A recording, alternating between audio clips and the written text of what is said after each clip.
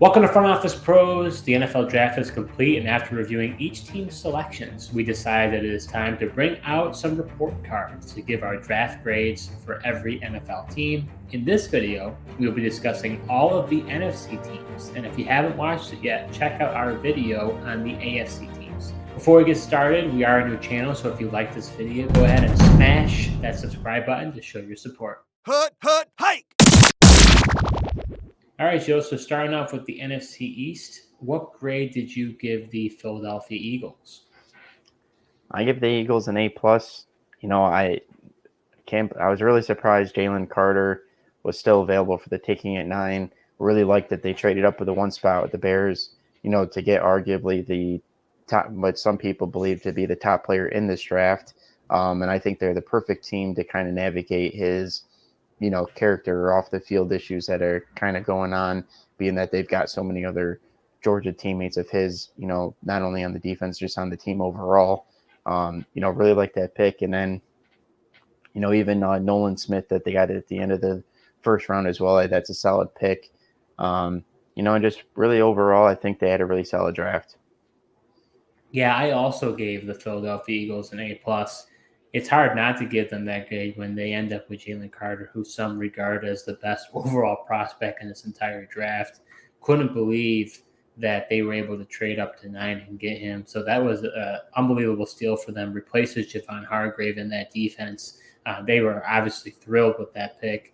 And then, like you mentioned, getting Nolan Smith at the end of the first round, thought that he would get taken a lot sooner, and they could definitely use the pass rush help.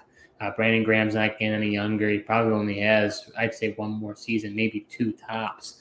So bringing in Nolan Smith, it fits a need, but it's also best player available. And I like some of the late round selections they had. I like Kaylee Ringo, where they drafted him in the 4th round. Someone talked about him being possibly a 2nd rounder. So, that's great value for them. And Sidney Brown, the safety out of Illinois. They lost both their safeties in free agency, so really like them being able to draft him. And there was a lot of, good commentary about this Tyler Steen, offensive lineman out of Alabama. So I think the Eagles did a great job. Yeah, they definitely did. And just it's crazy how they had a common theme of the Georgia Bulldogs, 3 in this draft and guys prior even. But, I'm still really surprised that the Chicago Bears just didn't take Jalen Carter at 9. I mean, everyone was rumoring they were going to take him with the first overall pick. They trade back to 9. They're for the taking, and they trade out of it. I'm still pretty surprised about that. So going over to the Dallas Cowboys, Joe, what grade do you give them? Yeah, I gave the Cowboys a C+. I think their pick of Mozzie Smith, really interesting. I did see a few mock drafts with him in the first round.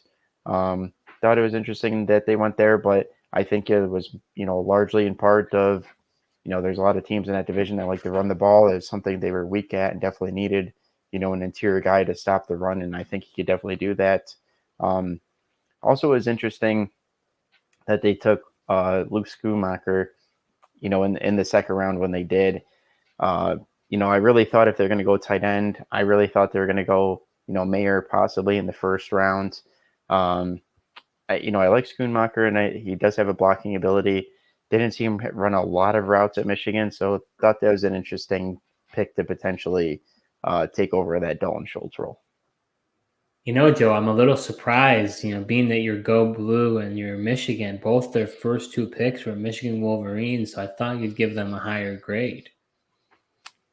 Yeah, there's a, I know that I'm Go Blue, but, try to stay partial, Steve, and, you can't just be biased just because they're taking Michigan guys. That's good, Joe. I like that. That's good for our audience. But I give them also a C+. I have the same criticism as you. Michael Mayer was on the board at pick 26. I know they really wanted Dalton Kincaid. You could tell when the Bills traded up ahead of them and selected Kincaid, that draft room, they looked so gloomy about what happened. So they definitely were going to take Kincaid. So I think Mozzie Smith's a fine player. I do think he fills a hole for them in the interior defensive line. But other than that, I agree with you. The Schoonmaker pick is an interesting one. especially letting Schultz go for essentially nothing. I mean, he got a prove it deal, with the Houston Texans. I think they could have probably brought him back, and had that rapport with Dak Prescott. So, not overly impressed with the rest of this draft. That's why I gave it a C plus. Deuce Vaughn is interesting. I know there was a very touching moment, with his father, being in the Cowboys front office. And that was, those are neat moments to watch and witness as a fan. But I think when it comes to Vaughn, my concern with him is, and he's small, really small. I mean, we're talking about if he's successful, you're looking at like a Darren Sproles 2.0. They let Ezekiel Elliott walk out the door. They've got Tony Pollard, and he just, broke his leg. So I'm of the mindset I don't think Pollard can handle over 200 carries. That's my concern. So why didn't they draft a running back sooner? I don't think Deuce Vaughn is that type of player. Maybe he gets, 4 or 5 touches with a couple targets. But that to me was also a criticism here for the Cowboys. Yeah, I agree. I thought if they were going to go running back, they would go more complimentary and, draft a, bigger style, more like an Ezekiel Elliott type of running back. Who knows, maybe at the end of the day, Ezekiel Elliott's still in the market. Maybe they do bring him back and be that short yardage guy and goal line back, or even a bigger guy in Leonard Fournette. But that Deuce Vaughn pick definitely was surprising, especially because, they have Tony Pollard and their games are kind of similar, being the smaller backs. So transitioning over to the New York Giants, Joe, what grade did you give them? I give the Giants an A plus. I thought their draft was pretty solid. I liked their Deontay Banks pick, corner out of Maryland. He was really drawing a lot of interest and a lot of buzz prior to the draft, saying that he was really moving up for teams in the first round. So they got him at pick 24. Then I also really liked the center they got out of Minnesota, John Michael Schmitz. He was one of the better graded centers in this draft. So I thought that was a solid pick and upgrading the line for Daniel Jones. And then I like that they were able to get Jalen Hyatt in the third round as well. They desperately need to get Daniel Jones some weapons and some new wide receivers, because they really just brought a lot of the same cast from last year. They did bring in Darren Waller, but especially from wide receivers, I think Hyatt's a good upgrade for them. Yeah, similar to you, I gave the Giants a higher grade as well. I gave them an A minus. I agree with you. Really like the Deontay Banks pick. Fits a need for them as well. They don't really have somebody across of Adoree Jackson, so it makes a ton of sense there.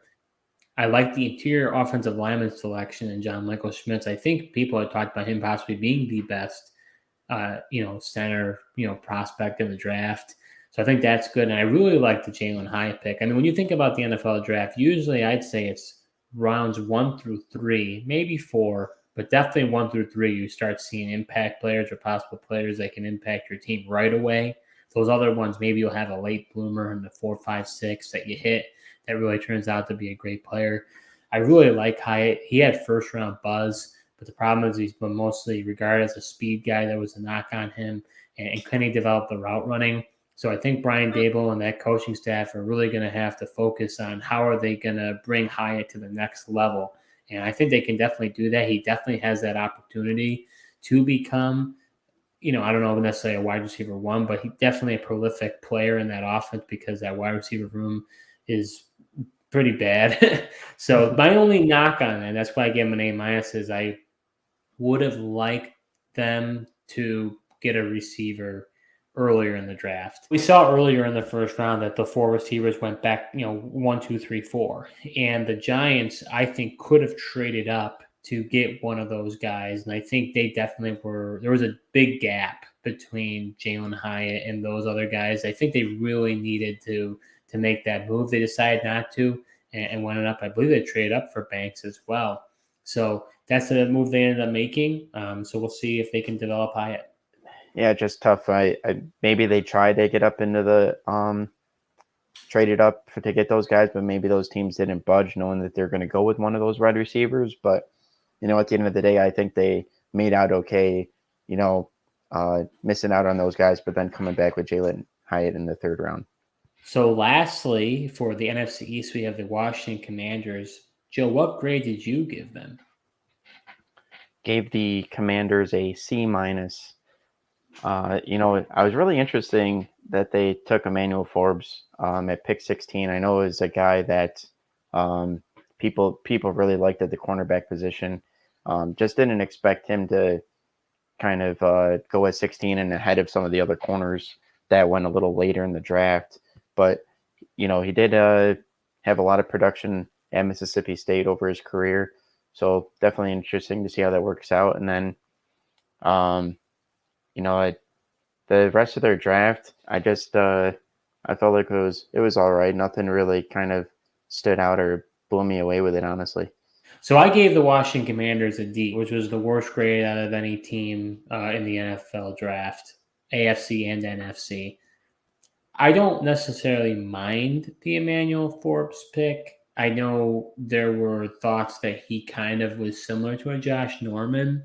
So, would Ron Rivera kind of go back to that well, and he had success there? So, being that kind of is the type of player that he is, I can understand why Rivera went that way. But you had Christian Gonzalez on the board. He fell to you. Why not take him? But they just preferred Forbes over Gonzalez. So, they may prove, me wrong and you wrong, but that was quite shocking. And then for them to go back to corner with Jartavius Martin, cornerback Illinois, and he'll be a nickel corner for them. I just think that this team really needed some juice and some impact to be able to get into that upper echelon of that division. That division did a complete turnaround this year, with Philadelphia being the, NFC representatives for the Super Bowl. Cowboys have been, pretty good these past few years. And then you also have the Giants.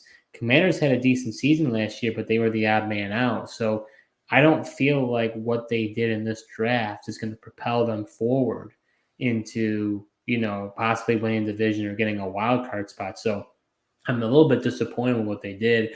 And I know they're saying, they like Sam Howell, they like Sam Howell, they like Sam Howell. And, hopefully it works out for them. But, you had also Will Levis on the board at 16. You could have taken Will Levis. He was right there for the taking, decided not to take him. You could have also traded up to get him in the second round. I think a part of the reason why the draft was what it was for the Commanders is because they're going to have a new ownership change. Possibly are they trying to be conservative? Because when that new ownership group comes in, they could just completely rip off the Band-Aid and start over. Yeah, they definitely could. I just, it just seems like they drafted a lot off of, need instead of kind of going best player off the board as well. But, that would make some sense. It doesn't really make sense to, with the new ownership change, if they're going to clean house, it doesn't really make sense to, take a quarterback in the first round or even, trade up in the second round for them. Just to move off from the coaching staff and things like that for another guy to come in with a different idea and like another quarterback next year. Transitioning over to the NFC North, Joe, what grade did you give the Minnesota Vikings? Yeah, I give the Minnesota Vikings a B minus. I really liked their pick of Jordan Addison in the first round. I feel like he fits perfectly into that Adam Thielen role with all the vacated targets that he's leaving behind in the offense. And I think he'll fit nicely in the offense, with Justin Jefferson and KJ Osborne there and Hawkinson at tight end. So for me, I gave the Minnesota Vikings a C+. I really like the Jordan Addison pick. I think he is going to complement Justin Jefferson really well and be kind of that Robin and Batman type of role for that offense. But after that, I don't like what else. I don't like the remaining picks. None of them really stick out to me. I understand because of the Brock Purdy effect. People are trying to take quarterback late, so maybe that Jaren Hall out of BYU ends up being something. But I just felt like they could have done a lot more with the picks. And, maybe Blackman or Ward, the corners that they selected, maybe they turn out to be something because their secondary is abysmal. But, and the Wayne McBride pick in round 7, I do like that. I think that has some potential. But, overall, I think it's really Addison and then bust for me for the rest of the class. Yeah, I mean, they do still. I think, the rest of their draft was just to kind of support the roster that they have and try to improve that defense that was so bad. And one last push here with Kirk Cousins, and then maybe they'll figure out the quarterback position later once Kirk Cousins gone. So going to the Detroit Lions, Joe, you're one of your favorite teams right now. What grade did you give the Lions? Yeah, surprisingly the Lions are. I really like Dan Campbell, and I love the culture change that he's got going there. They're just an exciting team. They play really hard, physical football, but I gave them an A. I really like what they did in the draft. I know people say, they reached for Jahmyr Gibbs and even Jack Campbell in the first round, but I get that they was probably reached, but that's just off of people that are in mock drafts. I mean, people had Jahmyr Gibbs as the number 2 back in the draft, and I heard that prior to the draft, the gap was closing between him and Bijan, so it kind of made sense that he ended up going 4 picks later in this draft. And then I really like Jack Campbell. A lot of people said he's the best linebacker in the draft. Not many people had him going in the first round, but I feel like if the guy fits your system and you like him, why not take him, and why keep him around there for somebody else to take him? And then I really like what they did in the second round as well. Being able to get Sam Laporta out of Iowa. They're just known for developing tight ends and them performing well in the NFL. I like his potential there. And then Brian Branch, he's an interesting player to add to their secondary. He's that Swiss Army knife player that can help you in a lot of different spots. And then, after that, even in the third round, here you go, Steve. I mean, and they took Hendon Hooker and their potential guy to replace Goff here for the future if they don't decide to sign him to a long-term deal. See, you had a lot to say about the Detroit Lions. I did. You like them a lot, as a lot of people do, and I actually gave them an A grade as well. I considered putting it lower because of the Jahmyr Gibbs selection and the Jack Campbell selection. I think it's a fair criticism that they didn't have to take Gibbs at 12. They probably could have got him at 18, and then they probably could have got Campbell with the pick after that in the second round, pick 3. So I definitely think that's valid, and the part of me wanted to put him lower because of those 2 picks. However, for them to be able to get Sam Laporta in the second round, I probably would have rather have them taken Michael Mayer, but Laporta is still a good player as well. And then Brian, this to me is where the meat of it is. Getting Brian Branch in the middle of the second round, I thought was an unbelievable value. Thought he was going to be a first-round player. Ended up being a second-round player. I thought he was going to be taken in that back end of the first round, but that's a great player, for the Detroit Lions and Brian Branch. And then Hendon Hooker, and this is the other thing for me. Hendon Hooker getting selected in round 3, I thought for sure that he would be at least taken in the second round and possibly someone trading up in the first to get him. Obviously, we saw Levis slide out of the first and Hooker end up going to the third round. But for the Lions to be able to get Hooker in the third round, I just think the value for Branch and Hooker is just unbelievable. So regardless of what you think about Gibbs and Campbell, the Lions did a great job. Yeah, I agree. And at the end of the day, people talk about reaches and stuff on draft night. At the end of the day, if these guys perform on your roster, nobody cares where they ended up getting drafted. They just care that they turned out to be great players. Yeah, you say it all the time. After the draft's done, it's all about who's the best players on the field. When you go to practice, how are they performing? And whoever performs the best, if a 6th-round pick performs better than a 1st-round pick, you saw it even with the Bills. Last year, Christian Benford was, we thought Kyrie Elam was going to, start with our 1st-round corner, and then, they end up working with Benford. Yeah, I mean, case in point, at the end of the day, you can throw the, where they got picked out the window, quality of player, and if you show out in training camp, you're going to get a chance to play. So going over to the Green Bay Packers, Joe, what grade did you give them? I gave the Packers a B+. I think they did, pretty good. They ended up with pretty good players here. I thought they did, a decent job filling holes in the roster that they had and upgrading them. I like the pick of Lucas Van Ness. That'll definitely help them on the edge with the pass rush alongside Rashawn Gary. Musgrave's an interesting tight end. They lose Robert Tonyan in free agency. So Musgrave should be able to, fill in as the number 1 tight end there.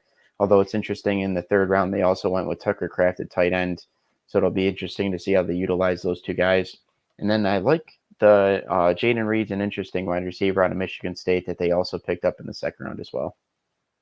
Yeah, I gave the Packers an A-. Packers always try to build through the draft.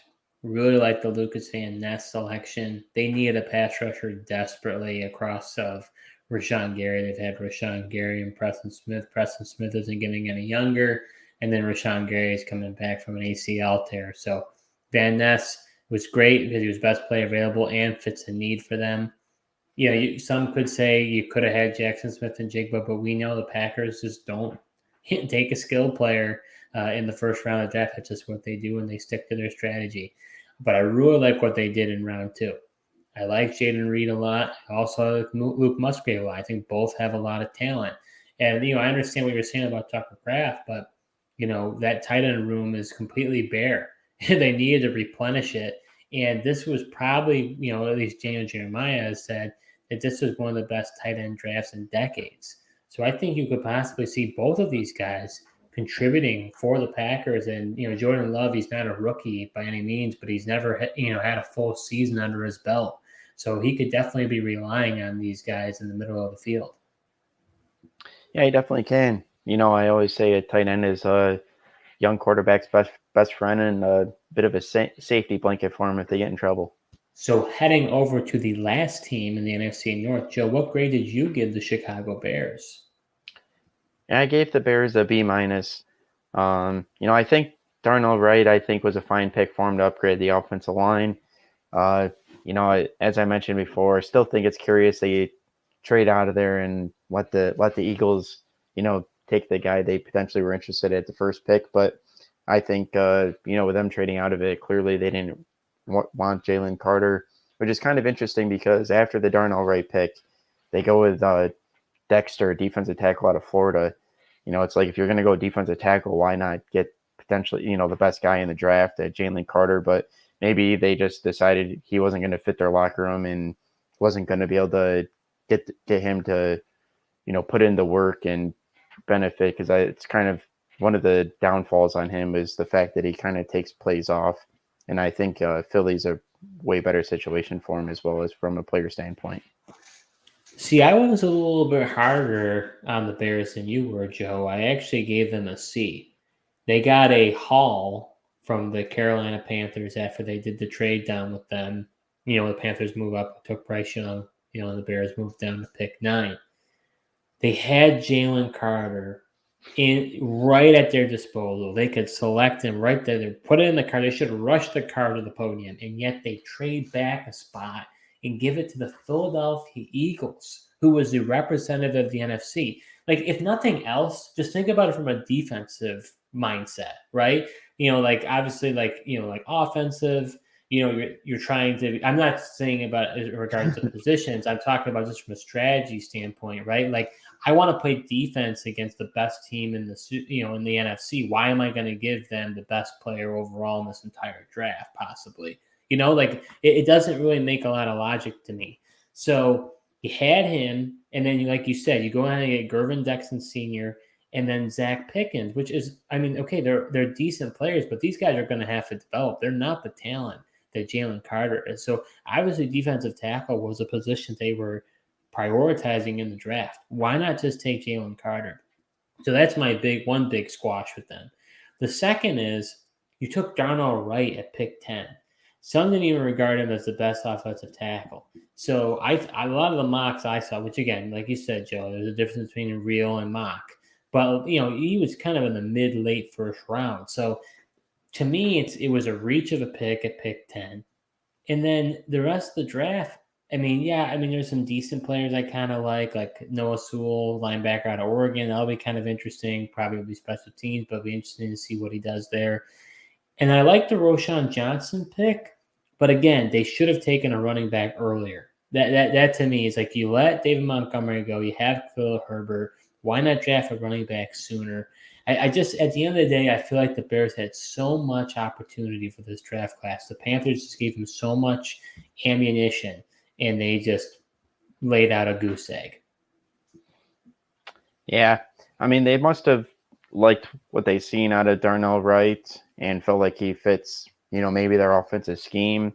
better than the other offensive tackles. But I'm with you. I mean, if you're just going from a best player standpoint, I know it's hard to argue with Jalen Carter should have been the pick, but unless they just really were concerned that they weren't going to be able to, handle him and get the most out of him, that's the only thing I can think of there. But I agree with you. Noah Sewell was also interesting, and it'll be interesting to see how Roshan Johnson does with in that backfield. I get what you're saying, but Matt Eberflus is a defensive head coach. You would think that with his leadership, he would be able to pull in the reins and figure out a way to maximize Carter's talent while also, work alongside him and make sure that all those other issues aren't happening. Maybe they just had him off their board because of, the possible character issues, and off the field conduct. Totally probably was the case because I can't see why they would have done the trade otherwise. But, he's had success, Eberflus has with guys like DeForest Buckner, a defensive tackle. So he knows how to develop these guys. Buckner didn't lose a beat when he got traded from the 49ers to the Colts. And I'm pretty sure Eberflus was pounding on the table for the Colts to make that trade and told Ballard we need to get this guy when they did make that trade, so long ago. So to me, that I don't know. I hear what you're saying, and I think you're probably right, but it's a criticism for me because I think that they could have done better. Yeah, I mean, it's definitely fair criticism. I mean, every mock had Jalen Carter going 1 to the Bears when they had the first round pick. Then, Jalen Carter is there at 9, and you just assume he's going to be the pick. But, Eberflus must feel pretty confident that he can develop Dexter and Pickens and turn them into something. Maybe he just likes their work ethic and things like that. Well, one other thing I'm going to mention, again, we've been talking about this for a while. Everybody wants to say you got to trade down. You got to trade down. It's the best thing to do is to trade down. And I don't disagree that necessarily, you trade down, you collect more picks, you get more value, you get more darts to throw at the dartboard, right? Because at the end of the day, some could say that it's a crapshoot as to, you pick these players and, there's busts all the time who are drafted early and they don't pan out. But you have to make those picks. You trade back and you end up eventually having to make them. I like that they require DJ Moore. I think that's great. But with what they did with the picks that were given to them, I think that they squashed their opportunity. And that's why I'm as harsh as I am with them, because I think they had so much opportunity on the table and they didn't capitalize on it. Yeah, I mean, ultimately, what's fun about this is time will tell. You can go back and see if your criticism was too harsh or if it was fair. Absolutely. So transitioning over to the NFC South, Joe, what grade did you give the Tampa Bay Buccaneers? I give the Buccaneers a B+. I like in the first round they were able to get Kalijah Kancey. They really needed to add some guys in the defensive interior, and I like his ability there to definitely fill what they need in that position. And then Cody Mock, it's a guy out of North Dakota State. People might not know him, but I like this guy. I saw some highlights on him. He just got that nasty factor at offensive tackle, which was a position I thought they might address in the first round, but come back and get this guy in the second round. I like that pick as well. Yeah, I know you're a big fan of Cody Mock. I know when we were watching the NFL draft, you're like, come on, have him go to the Broncos. But, for me, I gave them a C+. I like, and honestly, the two players that you mentioned to me are the highlights. I think Kalijah Kancey, decent value, maybe a little bit higher than I expected.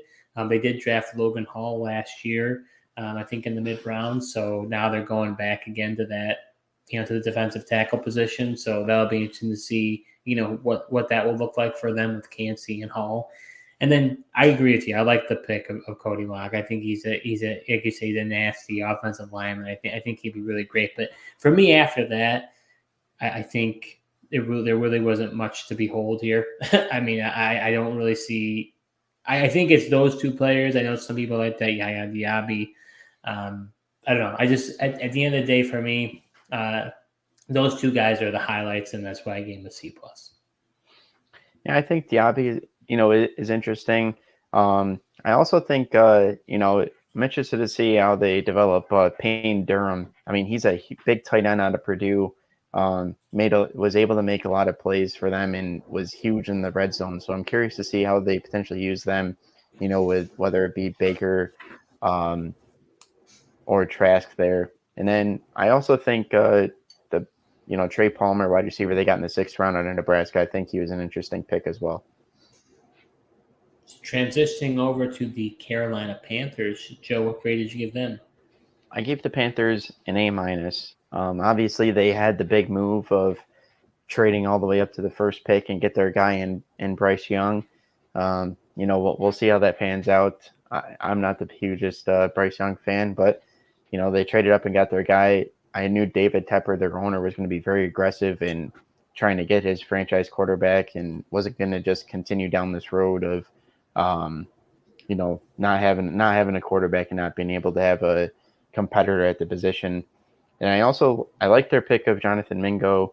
The wide receiver room especially after trading DJ Moore, definitely needed an upgrade, and I think he's got it's capable of being an explosive player for them. Yeah, so for me, I was just looking over this draft class. I decided to give the Carolina Panthers an A. I am a Bryce Young believer, and to me, yes, they gave up a ton to get him. But if he ends up being the franchise single caller and he ends up being, one of the better quarterbacks in the NFL, then it was all worth it. So I know a lot of people are, you're a loser because they traded up. But if they get their guy, they get their guy. And it makes so much sense. There's so much synergy with the owner Tepper. He's been wanting a franchise guy for a long time. And then you got Frank Reich, who was on a quarterback carousel in Indianapolis and wanted to get off it. So now they get to develop a guy in Bryce Young. That coaching staff is phenomenal. Probably one of the best I've seen in regards to a first year, head coaching staff. So I think Bryce Young is going to have all the support he needs. And so to me, that's the part of the reason why I give him this grade. And then I also like the Jonathan Mingo pick. He's definitely an interesting player, guy who rose up the draft boards. We heard more and more about him, later on in the process. He's a different build than a lot of these other receivers. He's, interestingly enough, he went to Ole Miss, and some people compared him to A.J. Brown because of the build. And obviously, A.J. Brown went to Ole Miss as well. But great opportunity there, for him to possibly end up getting a role in that offense. It will be interesting, though. It kind of tells me that the jury is out on Terrace Marshall and Laviska Shenault because they brought in Adam Thielen, they brought in DJ Chark, they drafted Jonathan Mingo, and then they also have Laviska Shenault and Terrace Marshall. So the training camp battles and who's going to end up winning the job at the wide receiver position for the Panthers will be very interesting. And I think Bryce Young may start with the second team reps. Probably Dalton stays with the first team reps, which means, he might be getting, more opportunity to be, practicing with the likes of Jonathan Mingo, maybe a Terrace Marshall. So should be very interesting to see which receiver Young has the most chemistry with. Yeah, I disagree with you there. You do not make this move to trade up to the 1 pick for Bryce Young to be working with the second teamers. He's going to go in and start right away. As you mentioned, there's no way Tepper made this aggressive move and is going to want to watch Andy Dalton on the field. He's going to want to see what Frank Reich and these guys are going to draw up for Bryce Young. And he'll be running with the first teamers right from the jump. See, I think he will be the starting quarterback week 1, but the NFL culture is never we're handing you the keys to the car. Like, you have to earn it. So to me, when you're the number 1 pick, you get handed the keys to the car. Is that true though? Because I feel like in other situations, like they still had to compete in training camp to end up winning the job, so to speak. I don't know. If Baker Mayfield can go out and right away start, I don't see why Bryce Young can't. So, Joe, going over to the New Orleans Saints, what grade did you give them? I give the Saints a B-. I thought they had a pretty solid draft. Brian Bresee is a interesting pick, a defensive tackle they got, along with Yafosky's an interesting player. I just read at Notre Dame. I know some people really like him. And then, they got Kendra Miller in the 3rd round. He's a guy I really like out of TCU. Feel like not a lot of people talked about him, but he was just ultra productive. And with everything going on with Alvin Kamara, I think this was a good fit for Kendra Miller. Yeah, I had a little more criticism for the Saints. I ended up giving them a C plus. I think Brian Bruzzi is a fine player, and boy, do they need interior defensive line help, especially with letting David Onyemata, leave in free agency. But you had teams that were blowing up your phone, wanting to trade up to go and select Will Levis in the 1st round. You probably could have got a huge amount of value for trading down. And I think they probably could have made their way up into the 2nd round to get Brian Bruzzi if that was their guy and they really wanted him. But to me, you got to take the trade down option there. Bruzzi at that point in the draft was not like, how is he there? We have to select him. This was where we were possibly expecting him to be drafted. And I think they probably could have got him in the 2nd round. I think he would have passed through there. So to me, you take the trade down option, you let whoever wants to come in and trade up to get Will Levis, and you probably could have got a boatload of picks. So to me, that's a part of my criticism with the Saints. The Foskey pick, I think, in my opinion, was a little bit of a reach. So we'll see if he ends up, doing well. They really have not had much success drafting edge rushers, ever since they drafted Cam Jordan. They ended up, doing that really interesting trade, which you don't normally see when they went ahead and traded not 1, but 2 first-round picks for Marcus Davenport. Showed some flashes, but really just, ended up being washed out for the team. And then drafted Peyton Turner. He really hasn't turned into anything either. So I'll be curious to see how they develop Isaiah Foskey. I like the Kendra Miller pick, but then I'm confused by what did they do with bringing in Jamal Williams. Are they going to cut Alvin Kamara? Are they moving away from him? It's going to be Kendra Miller and Jamal Williams. I just question, when is Kendra Miller going to see the field with Kamara and Jamal Williams? I like Miller a lot, but as you and I have talked about in the past, when it comes to the running back position, their value is in their rookie contract. After that rookie contract goes, after they've been in the NFL for 4, 5-ish years, 4 years, right? Then it's like, okay, we might need to turn the page and get another running back. So I don't know. I question whether they will. How quickly will they use him? If they use him early, I think that's great. But I guess I'm a little bit questioning of how their decisions overall for their roster.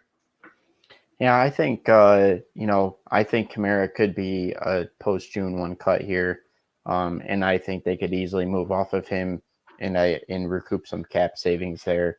And then you got Kendra Miller and Jamal Williams in the backfield. But I don't think, as you mentioned, the trade down is an option. I don't think anybody was blowing up these teams' phone and blowing them away with offers, because none of these teams traded out of their picks and went into the 2nd round. So I think if the Saints would have been blown away, I think they would have traded down. But since they didn't, I don't think anyone was really offering anything significant, because, they didn't trade out.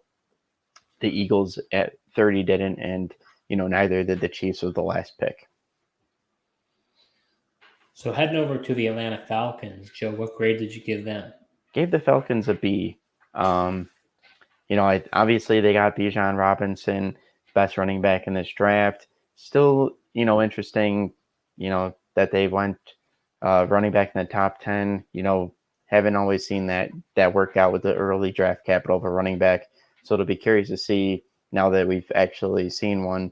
It's been a while since Saquon Barkley that we saw go in the top 10. So it'll be interesting to see how it works with Bijan Robinson. I do think it's a good spot for him. But I did like their pick of, Matt Bergeron in the 2nd round.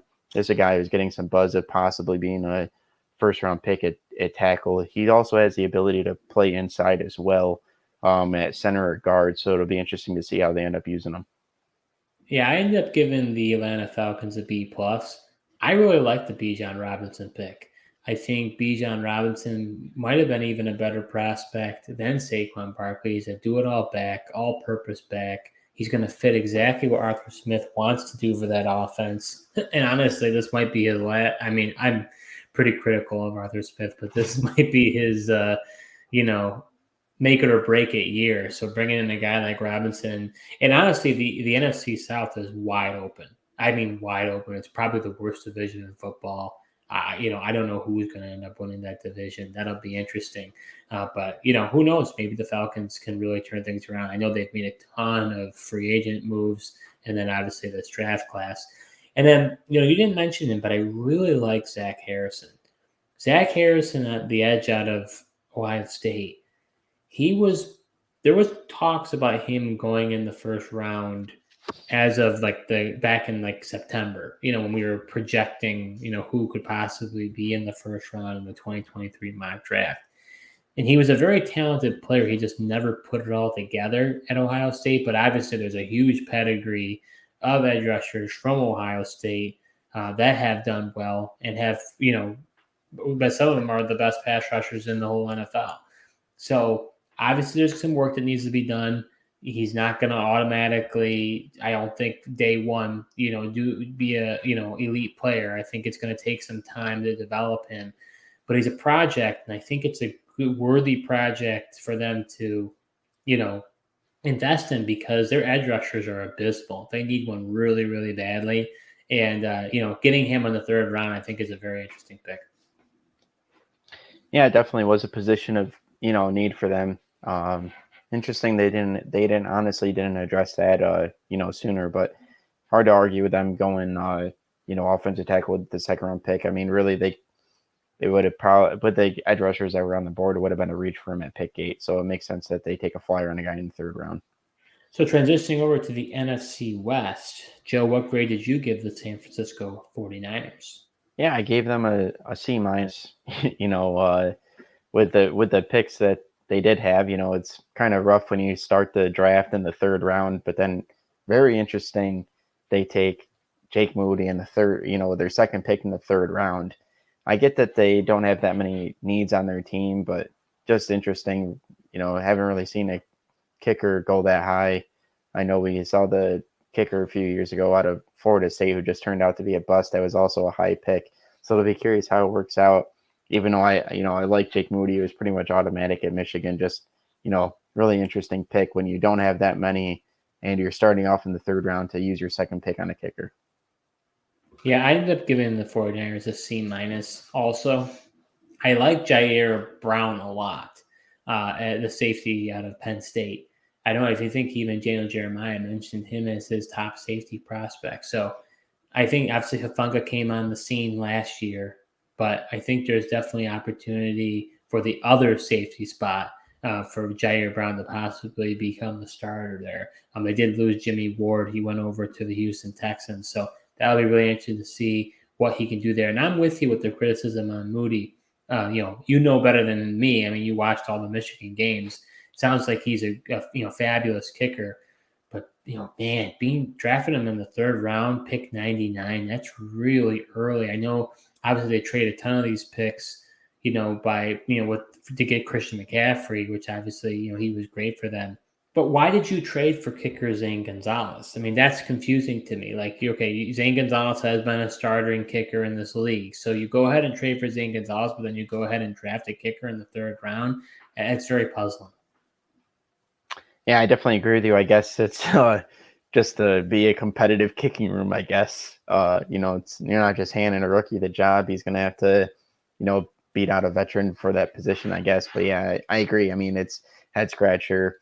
I felt like probably could have taken a kicker, with one of their fifth round picks. Didn't necessarily have to do that in the third round, but if Jake Moody, I mean, he is a talented kicker, maybe it works out for him. So Joe, heading over to the Seattle Seahawks, what grade did you give them? Yeah, I gave the Seahawks an A minus. I like what they did with the draft. I liked Evan Witherspoon. Thought they'd end up going with Jalen Carter. I guess just they felt like it wasn't a fit for him, but they got Devin Witherspoon. I liked him. I thought he was the best corner in the draft. Solid pick there at number 5. And then them being able to get Jackson Smith and Jigba at 20 was huge. He's potentially can definitely help him in the slot, but Tyler Lockett's not getting any younger. Definitely can help fill that role. He's just such a pure route runner and a real talented wide receiver. And really surprised he didn't end up going, anywhere from that 12 to somewhere in the teens. So for them to get him at 20, I thought was great value for him. Yeah, I gave the Seattle Seahawks a B plus. I think a part of my criticism with them is, kind of what I was talking about earlier with the Bears. They just had so much to their disposal. They had so many picks. Just felt like they could have done a little bit better than what they did. I really like the Jackson Smith and Jigba pick. Like you said, Lockett's not getting any younger. So I think, he'll be a great talent for them. It'll be interesting because they've never really had, from my recollection, they've never really had like three receivers. It's usually always been two guys. You had Metcalf and Lockett. Before that, it was Lockett and Baldwin. So it'll be interesting to see, what does that offense look like with three receivers? They drafted that, Eskridge, receiver, but he hasn't panned out. So I'm curious if they'll run a lot of three receiver sets because they didn't really do that very much. And then I like the Zach Charbonnet pick. I just think it's kind of a puzzling pick. When you went ahead and you drafted Kenneth Walker last year in the second round, for you to go right back and draft another running back in Zach Charbonnet when Kenneth Walker had a pretty impressive rookie season. I know, Pete Carroll may, like using both running backs, so maybe it's more of like from a fantasy standpoint, how are you going to use those backs? So I don't know. I think, and then I like Devin Witherspoon, but I would have rather them taken a Jalen Carter. I think Pete Carroll could have really done a lot with him. Really surprised that they passed up on him. Yeah, I was too, especially with their ability to hit on cornerbacks late in the draft, like they did Tariq Woolen last year. That definitely was a surprise. And yeah, I think, the Zach Charbonnet pick, I think it is, as a dynasty or fantasy people, we would have loved to see him go elsewhere and not be with Kenneth Walker. But from a strictly NFL standpoint and, Pete Carroll in that offense, he loves having two backs and he's got two talented backs at his disposal now for them to use. And it'll be interesting to see how they use both of them. Yeah, you're right. I mean, it's interesting because they don't typically have three receiver sets. They went against their typical philosophy. And like you said, they drafted Richard Sherman late, they drafted Browner late, they drafted Tariq Woolen late, and they've all done really well. So for them to take a corner at the fifth pick overall is definitely different than what they normally do. The other thing I'd like to mention real quick here is I like what Geno Smith did last year. It's a great story. But can he lead you to a Super Bowl? I think for me, that's where I would have liked them to possibly get a quarterback. They could have, maybe they tried to trade up to 3 and possibly get Richardson. Maybe their hands were handcuffed. But, I would have thought Will Levis would have been kind of an interesting selection for them. Maybe they just didn't like him. But, with all those picks that they have, Seahawks are going to be a good team this year. Probably, I would think they're going to make the playoffs, but if not, they're going to be right on the bubble. So they're not going to be, picking very early. So, it should be interesting to see, how they figure out that franchise quarterback moving forward. Yeah, that's a fair point. I think Will Levis is, he's kind of a project guy. I think one of the smarter moves would have been for them is maybe use one of their second round picks and would have taken Hendon Hooker. I think, this would have been a good team for him. He's recovering from the ACL. They got Geno for this year. Let him sit behind and watch Geno, and then he would have been ready to take over for him. And like you said, he probably has more potential to lead the Seahawks to the Super Bowl than Geno Smith does. Yeah, that's a great point. I didn't even think about that with Hendon Hooker. So heading over to the LA Rams, Joe, what grade did you give them? I gave the Rams a B plus. They didn't have a pick till the second round. I like their Steve Avila pick. He was a talented guard and highly rated offensive lineman player. Some people had a potential first round grade on the guy. So start the draft off, and they really need to address that offensive line. I mean, that's what killed them last year. Stafford had absolutely no time at all to throw the ball. They couldn't get any push in the run game. So Steve Avila, is a good player and really is a need to help them along. And then they've really just kind of, had to trade a lot of pieces away, due to them just going for it and trading away all their picks and being active in free agency. So I feel like a lot of the rest of the draft was just them getting some good depth pieces on defensive line and offense as well.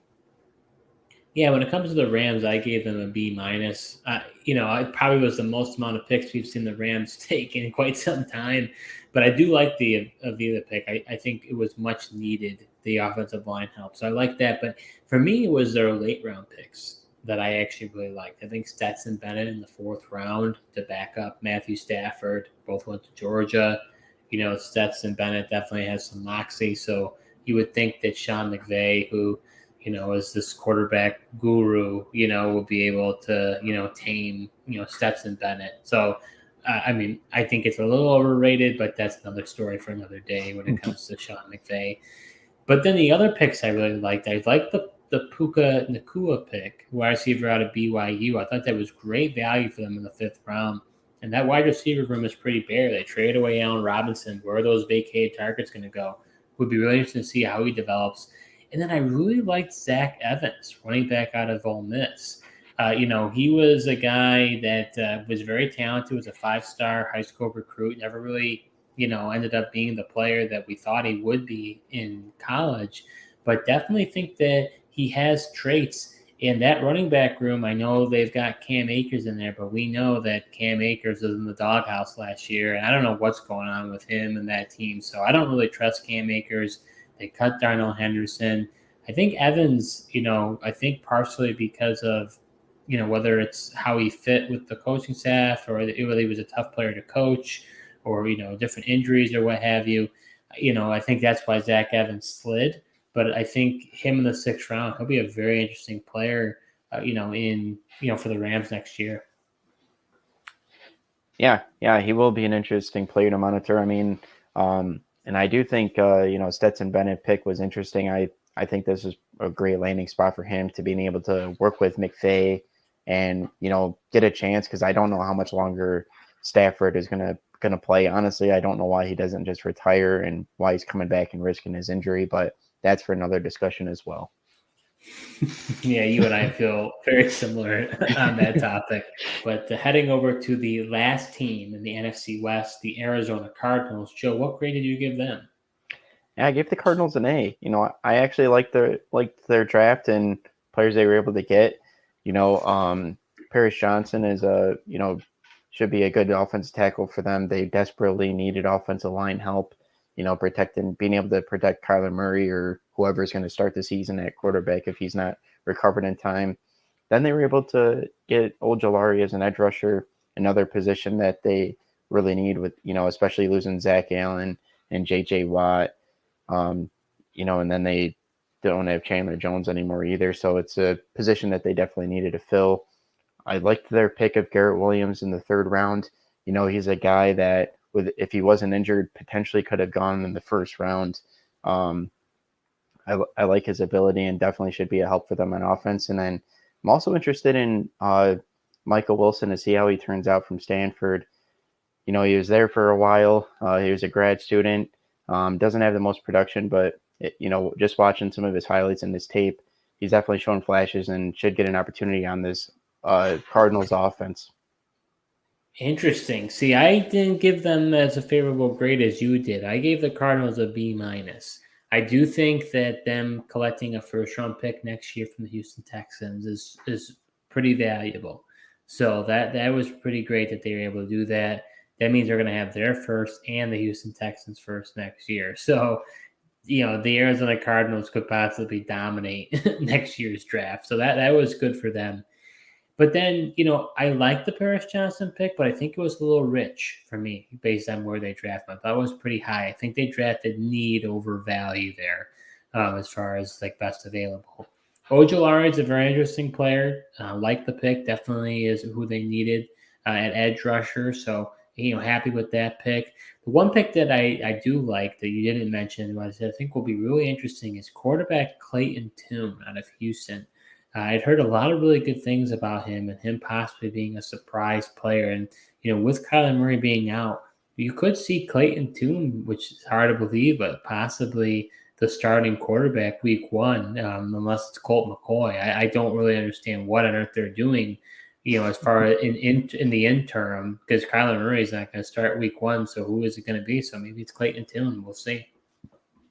Yeah, it'll be interesting. I think we'll get a sense of, did they come out and really trying to compete? Because I think if that's the case, they, roll out Colt McCoy. But, who knows? It's a new coaching staff, new people in the front office. It'll be interesting to see, like you said, what happens there in the meantime while Kyler Murray's healing up. So that concludes our NFL draft grades for every NFC team. If you enjoyed this content, we ask you to please like this video to show your support. You can also subscribe to our YouTube channel. We also recently have joined Apple and Spotify podcasts, so you can follow us there as well. Before we get going, we are asking you to write in the comments below which NFC team do you think had the best NFL draft. Thank you so much for watching, and until next time.